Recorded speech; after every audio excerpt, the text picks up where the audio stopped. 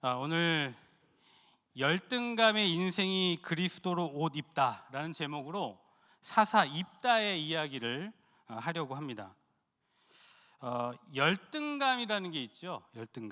열등감이란 자신이 다른 사람보다 부족하거나 뒤떨어진다고 느끼는 감정을 말합니다. 주로 학력, 외모, 그리고 능력, 사회적 지위 등 그런 것에서 남보다 못하다고 느낄 때 생기는 감정이죠. 근데 이 열등감은 삶에 있어서 많은 부분 우리의 인생을 부정적인 결과로 이끌어 간다라는 겁니다. 옛날 한국의 TV 프로그램 중에 SBS의 순간포착 세상에 이런 일이라는 프로그램이 있었습니다.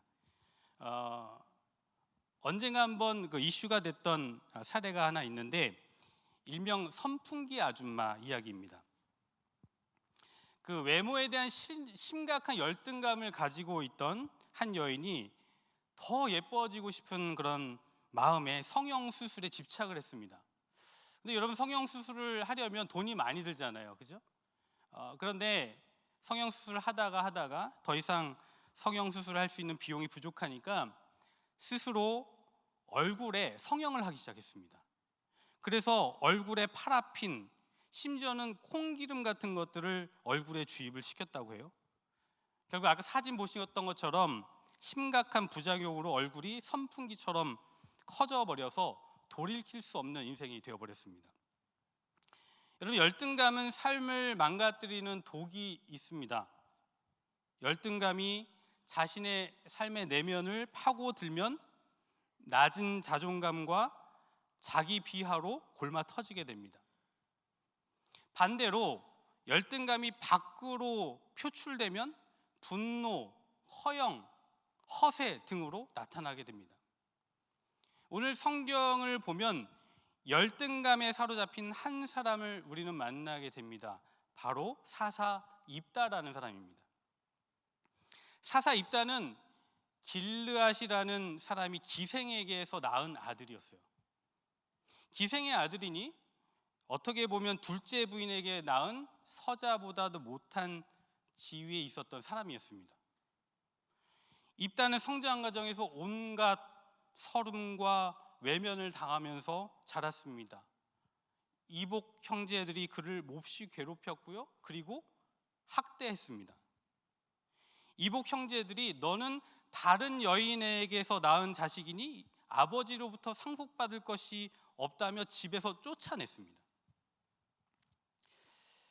제 신학교 동기 목사님 한 분이 계시는데 부모님을 일찍 여여서 고아가 됐어요.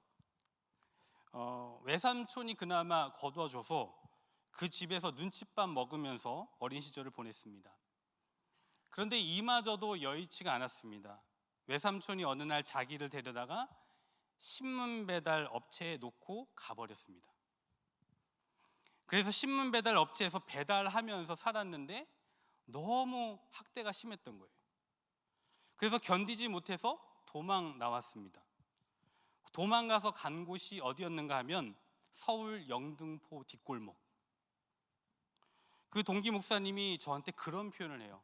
춘경아, 집을 나가서 보니까 할 수 있는 게 껌 파는 일밖에 없었어. 영등포에서 자기를 걷어준 사람들이 누군가 하면 고아들 데려다가 껌 팔게 하며 앵벌이 시키는 조폭들이었습니다. 이분이 성장 과정에서 사회에 대한 증오와 그리고 열등감이 어마어마했습니다. 그러나 그래도 예수님 만나고 회심해서 그나마 목사가 된 것이 하나님의 은혜였던 것이죠. 입다가 형제에게서 쫓겨나서 어떻게 살았겠어요? 길에서 할 수 있는 게 뭐가 있었겠습니까? 뻔하죠. 사회에 대한 강한 열등감과 그리고 증오, 그것으로 살았을 것입니다. 자기 인생을 그렇게 만든 부모를 저주했을 것이고, 자기를 괴롭히고 학대했던 이복 형제들을 향한 증오와 열등감으로 살았을 것입니다. 여러분, 열등감과 증오감은 세상이라는 야생에서 살아남게 하는 강력한 생존력을 만들어주기도 해요. 길거리 세계에서는 센 사람이 살아남죠. 눈빛도 세고 말도 세고 소위 깡 있는 사람, 주먹이 세야만 길거리 생태계에서는 살아남을 수 있습니다. 입다가 어떻게 살았겠어요? 길거리에서 그렇게 센 사람으로 살아남지 않았겠습니까? 3절에 보니까 돕당에 거주함에 잡류가 그에게로 모여와서 그와 함께 출입하였더라. 입다는 자기가 가지고 있었던 열등감과 증오감으로 건달들의 두목이 되었습니다. 입다가 돕당에서 건달의 두목이 되었는데 사람들이 모이기 시작했어요. 힘이 생겼겠죠. 세력도 커졌겠죠. 조직이 만들어졌겠죠.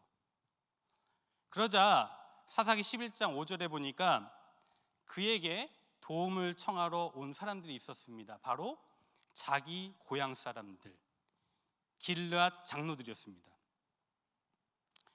여러분, 가끔 영화를 보면 영화에도 그런 장면이 있죠. 경찰이 건달 두목의 힘을 빌리는 경우, 경찰이 건달의 힘을 빌려서 뭔가 일을 해결하려고 하는 그런 장면들을 우리가 볼 때가 있습니다. 경찰이 건달의 힘을 빌린다고요? 그러면 안 되는 것 아닙니까? 그런데 그런 일들이 벌어진다라는 거예요. 제가 대학교 다닐 때 합기도를 했습니다. 합기도를 했는데 저희 합기도 관장님 별명이 쌍칼이었어요. 느낌 오시죠? 한마디로 동네 전설의 주먹이었습니다. 나 이제 그 세계에 손 씻었다. 가정도 꾸리고 소소하게 합기도 도장을 운영하면서 나름 착하게 살고 계셨던 분인데 가끔 경찰들이 찾아옵니다. 도와달라고. 소위 동네 양아치, 폭력배들이 설치고 다니면 경찰들이 도움을 청해요. 그러면 전설의 쌍칼 형님이 나가서 나 쌍칼인데 너네 좀 조용히 해주면 안 되겠니? 나 조용히 살고 싶다. 그러면 동네가 그냥 평정이 되어버리는 거예요. 길르앗 장로들이 입다를 찾아왔어요. 6절에 우리가 암몬 자손과 싸우려 하니 당신은 와서 우리의 장관이 되어달라. 입다가 싸움을 잘하니까, 그리고 조직을 가지고 있으니까 길르앗 장로들이 와서 우리의 장관이 되어달라고 하는 겁니다. 전쟁을 벌일 건데 힘을 보태어달라고 하는 겁니다. 입다 입장에서는 당황스러운 거예요. 7절에 입다가 이렇게 말하죠. 너희가 나를 외면하고 쫓아낼 때는 언제고 어려움 당하니까 이제 와서 도와달라고 하는 거냐? 라고 하면서 당황스러워합니다.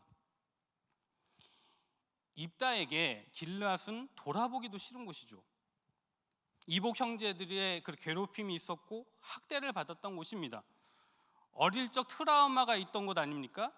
어떻게 보면 평생 잊혀지지 않는 분노의 기억이 있는 곳인데 그곳 사람들이 찾아온 거예요. 어려움을 당하니까 찾아와서 우리의 장관, 우리의 리더가 되어달라고 하는 겁니다. 이게 말이 됩니까? 이 요구가 받아들여질까요? 저 같으면 못 받을 것 같아요. 낯짝이지. 어떻게? 학대할 때는 언제고, 외면할 때는 언제고, 내칠 때는 언제고, 이제 와서 힘들다고 도와달라고 하는 거예요. 그런데 입다는 길르앗 장로들의 요구를 받아들입니다. 왜일까요? 입다는 열등감으로 옷 입은 사람이었습니다. 열등감으로 옷 입은 사람은 열등감이 자기 자신을 덮어버립니다. 그래서 덮여진 열등감 때문에 자기 자신을 잃어버립니다. 입다는 어린 시절 자기를 괴롭히고 학대했던 사람들, 어떤 보호도 해주지 않았던 사람들, 자기를 쫓아냈던 길르앗 사람들이 와서 우리의 리더가 되어달라, 우리의 장관이 되어달라라고 할 때 자신을 덮어버렸던 열등감 때문에 그 제안을 받아들인 것입니다. 머리는 분명히 아닌데 자신들이 어려우니까 그제서야 와서 도와달라고 하네? 이건 아닌데? 라고 하는데 자신도 모르게 그들의 요구를 받아들인 거예요. 여러분, 열등감이라는 건 철저하게 비교의식입니다. 그 비교의 대상이 분명하게 있어요. 열등감은 그 비교 대상만 이기면 세상을 다 가진 것 같은 쾌감을 느끼게 만듭니다. 그래서 열등감 있는 사람은 그 쾌감을 내려놓지 못하고 뭔가를 이렇게 잡으려고 해요. 입다에게 있어서 장관이 되어 달라는 길르앗 장로들의 요구는 나를 버렸던 사람들에게 복수할 수 있는 기회인 거예요. 나를 짓밟았던 사람들, 나를 버렸던 사람들을 이기고 짓밟을 수 있는 기회인 거예요. 이제는 길르앗 사람들 앞에서 열등감의 옷을 과감하게 벗고 그들 앞에서 장관의 옷, 왕의 옷을 갈아입을 수 있게 되는 그 순간인 겁니다. 입다 입장에서는 열등감의 굴레에서 벗어날 수 있는 절호의 기회였던 것입니다. 그래서 머리는 아닌데 받아들이는 거예요.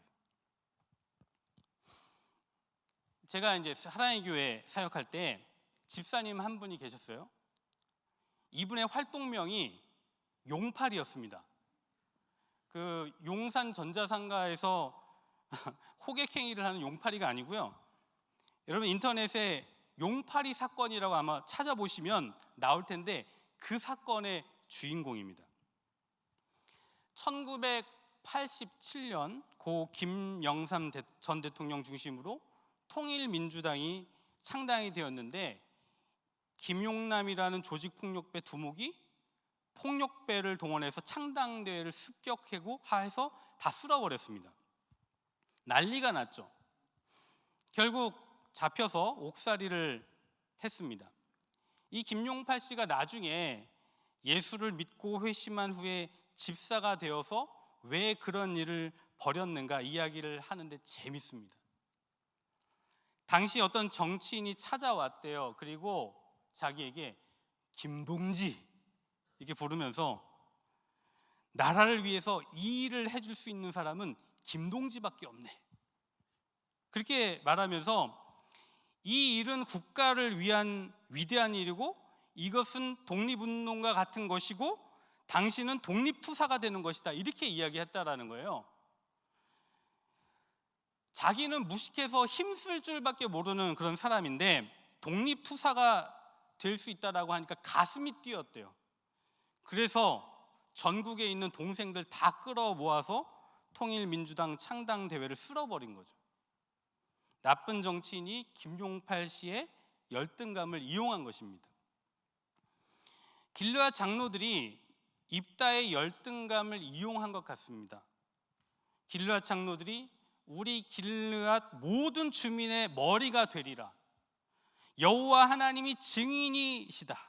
이렇게 하면서 치켜 세울 때 열등감의 옷 입은 입다는 길르앗 사람들 앞에서 장관의 옷으로 갈아입을 수 있다라고 생각을 한 것입니다.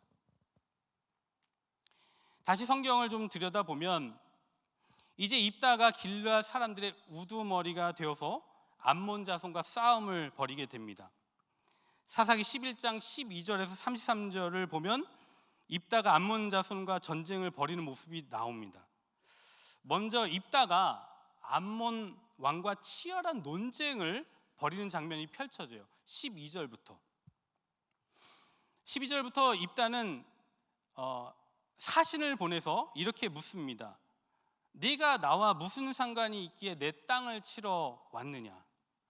여러분 전쟁, 싸움에도 명분이 있어야 합니다. 명분이 없는 전쟁은 주변으로부터 지지를 받을 수가 없어요. 그래서 지금 네가 지금 쳐들어오는 명분이 뭐냐라고 묻는 거예요. 그때 암몬 왕이 갑자기 300년 전 조상 때의 일을 거론합니다. 300년 전에 너희가 출애굽할 때 너희들이 요단강 동쪽 땅을 장악했는데 본래 우리 땅이었거든. 돌려줘. 이렇게 얘기하는 겁니다. 이에 입다는 15절부터 반박합니다. 그거 아니야. 이스라엘이 그 땅을 빼앗은 게 아니라 당시 우리 조상들은 출애굽하면서 그냥 지나가려고 했어. 지나가게 해달라고 부탁을 했는데 너희 조상들이 지나가지 못하게 했고 갑자기 싸움을 걸어와서 우리는 어쩔 수 없이 싸웠는데 여호와 하나님이 도우셔서 우리가 이겼고 그래서 그 땅을 차지하게 된 거야 라고 말합니다. 그리고 뭐라고 이야기하냐면 너희도 그모스 신이 하게 한 그 땅을 가지지 않느냐. 우리도 여호와께서 주신 땅을 그냥 가진 것뿐이다. 잠깐만, 그런데 300년 동안 우리가 여기서 살았는데 왜 이제 와서 문제를 삼는 거야? 라고 하면서 논쟁을 벌입니다. 여러분, 이 논쟁을 읽다 보면 입다가 굉장히 치밀하고 논리적이라는 생각이 듭니다. 마치 변호사 같지 않아요? 역사와 논리를 들이대면서 논리적으로 설명을 해요. 조목조목 반박을 합니다. 언뜻 보면 그는 이 전쟁에서 이기기 위해서 철두철미하게 준비한 탁월한 리더처럼 보입니다. 그런데 저는 여기서 입다의 열등감이 다시 한번 작동했다라고 보는 거예요. 입다는 이 전쟁에서 반드시 이겨야만 했습니다. 왜냐하면 자기는 기생의 아들이었고 이복 형제들에게 학대를 받고 쫓겨났던 그런 사람.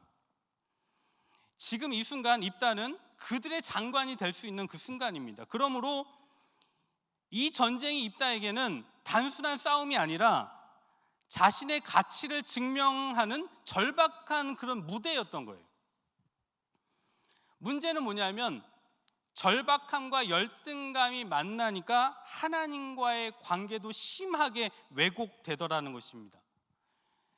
사사기 11장 29절을 보면 여호와의 영이 입다에게 임하시니 이렇게 나옵니다. 하나님께서 분명 입다를 도우시려 했습니다. 그래서 하나님의 영이 입다에게 임한 것이죠.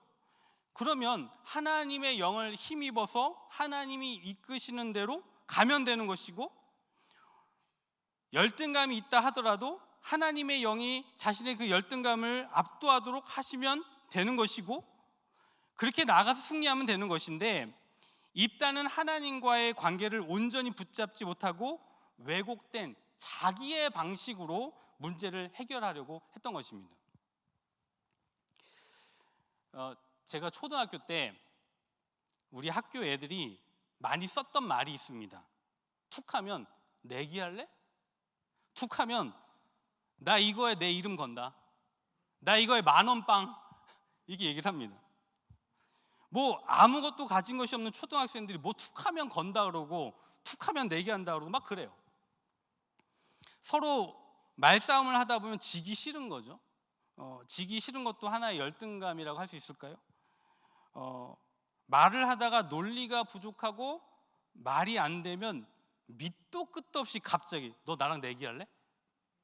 나 이거에 10,000원 빵? 막 그러는 겁니다. 왜 그런 거죠? 마치 이제 소중한 것을 걸면 신뢰성이 더 생기고 소중한 것을 걸면 내가 이길 것 같은 그런 느낌이어서 그런 거 아니겠습니까?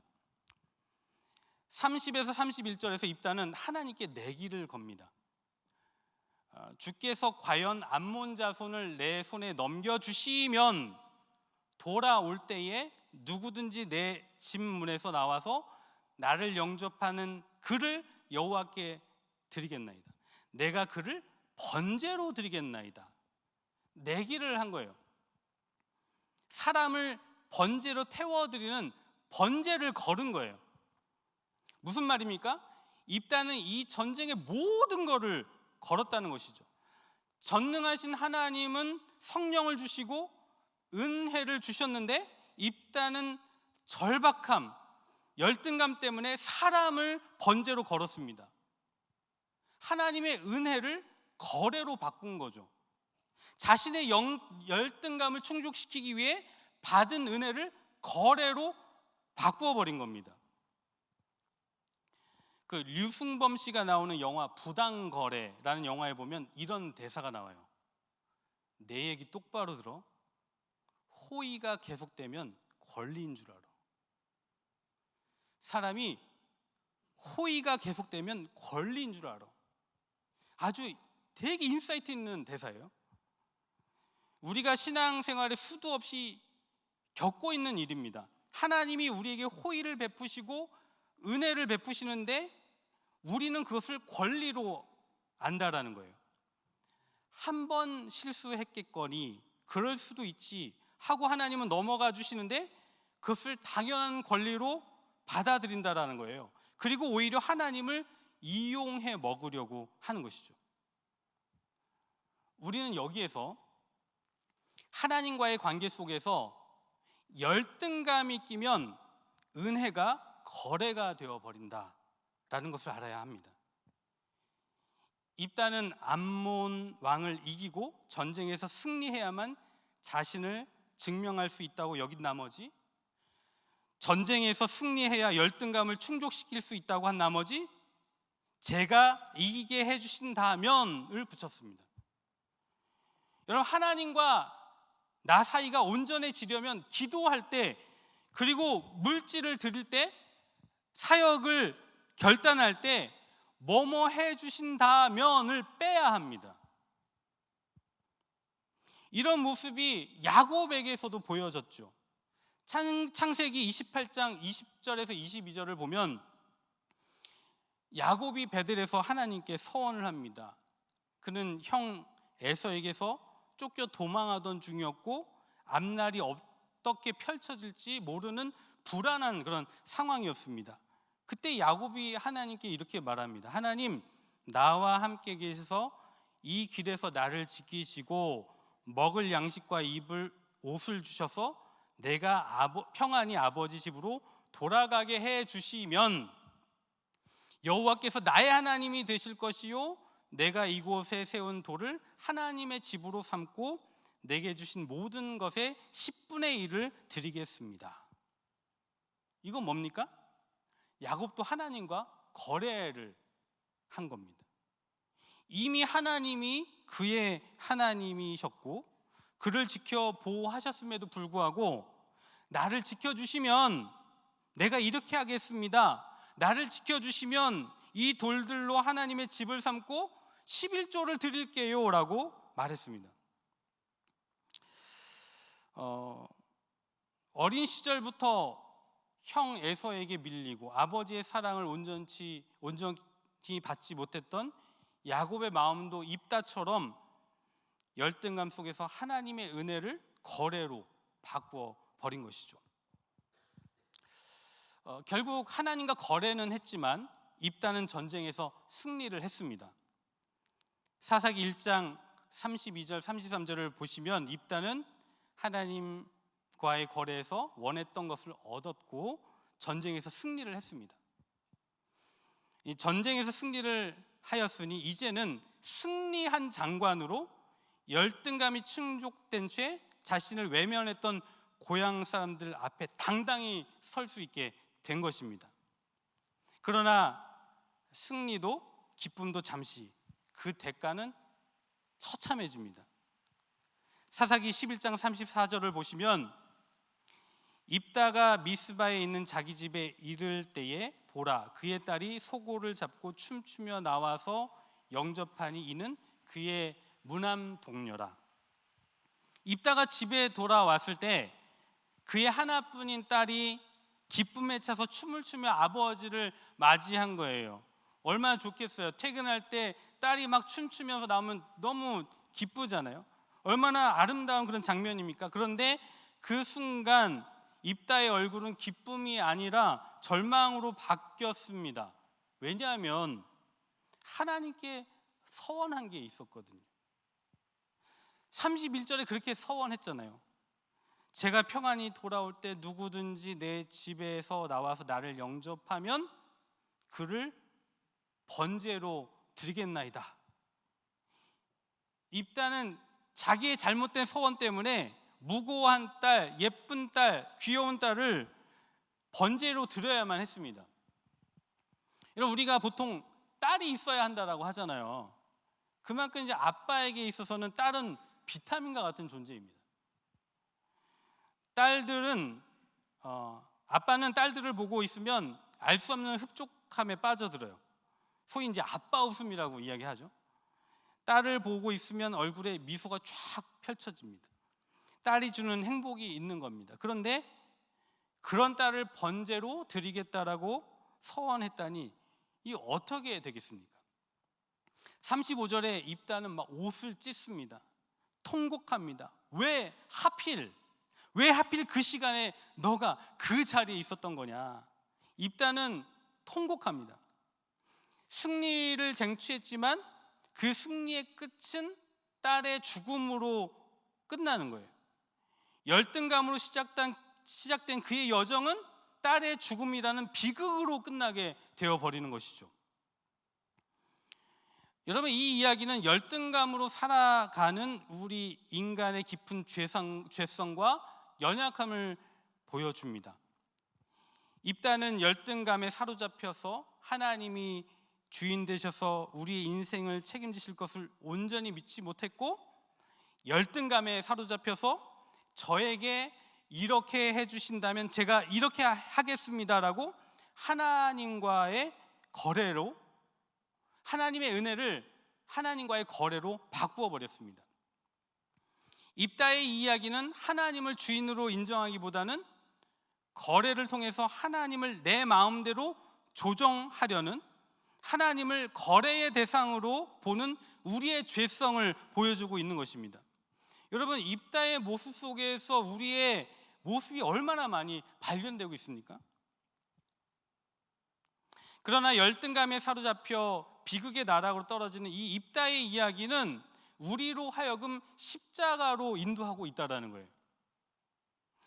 입다는 자기 딸을 바쳤지만 하나님은 우리를 위해 당신의 아들을 바치셨습니다. 요한복음 3장 16절, 하나님이 세상을 이처럼 사랑하사 독생자를 주셨으니 이는 그를 믿는 자마다 멸망하지 않고 영생을 얻게 하려 하심이라. 입다는 열등감 때문에 딸을 바쳤지만 하나님은 사랑 때문에 아들을 바치셨습니다. 입다는 열등감 때문에 딸을 번제로 드렸지만 하나님은 사랑 때문에 아들을 화목제물로 드리셨습니다. 우리는 늘 잘못된 거래를 요구하는 그런 연약한 자들이에요. 하나님, 내게 이렇게 해주신다면 제가 이렇게 하겠습니다. 그럼 사실 피조물인 우리가 하나님께 드릴 것이 뭐가 있겠습니까?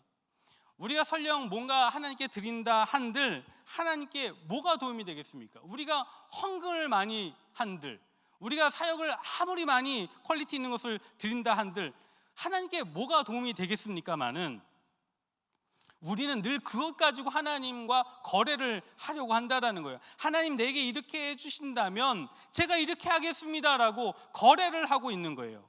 이런 죄인을 위하여 로마서 5장 8절에 이렇게 말하고 있습니다. 우리가 아직 죄인 되었을 때에 그리스도께서 우리를 위하여 죽으심으로 하나님께서 우리에 대한 자기의 사랑을 확증하셨느니라. 아멘. 우리가 열등감에 사로잡혀 있을 때, 우리가 공로로 뭔가 하려고 할 때, 하나님과 거래를 통하여 하나님을 내 뜻대로 조정하려고 할 때 아들 예수 그리스도를 십자가에 내어주심으로 자기의 사랑을 확실하게 확증하셨다라고 말씀하고 있는 것입니다. 여러분, 입다의 딸은 아버지의 열등감 때문에 죽어야 했습니다. 아버지의 잘못된 서원 때문에 죽어야 했습니다. 그러나 하나님의 아들 예수 그리스도는 하나님의 사랑 때문에 우리를 위해 죽으셔야 했습니다. 하나님의 의로우신 서원 때문에 십자가에 죽으셔야만 했습니다. 그의 죽음이 곧 우리의 살아남이 되었다는 것입니다. 갈라디아서 2장 20절, 내가 그리스도와 함께 십자가에 못 박혔나니 그런즉 이제는 내가 사는 것이 아니요 오직 내 안에 그리스도께서 사시는 것이라. 내가 이제 육체 가운데 사는 것은 나를 사랑하사 나를 위하여 자기 자신을 버리신 하나님의 아들을 믿는 믿음 안에서 사는 것이라. 예수 그리스도께서 우리의 모든 열등감을 지고 십자가에 죽으심으로 이제 더 이상 내 안에 열등감으로 사는 것이 아니라 예수 그리스도로 사는 줄 믿습니다. 여러분, 우리는 열등감 때문에 주변에 수도 없는 사람들을 죽이고 있습니다. 열등감 때문에 경쟁하고 짓밟고 이기려 합니다. 열등감 때문에 좌우로 나누고 서로 공격합니다. 내가 잘했느니 너가 잘했느니 그러면서 서로 공격합니다. 그러나 예수님은 우리의 이러한 열등감과 죄 때문에 십자가에서 죽으셨습니다. 우리의 이러한 열등감과 죄 때문에 오늘도 십자가에서 죽고 계시다라는 것입니다. 사랑하는 성도 여러분, 우리의 모든 열등감을 십자가 앞에 내려놓으십시다. 우리의 모든 열등감을 내려놓고 십자가의 은혜를 받아 누리십시다. 열등감의 옷을 벗어버리고 십자가의 은혜의 옷을 입고, 주님, 저의 열등감을 십자가로 덮어주셔서 감사합니다.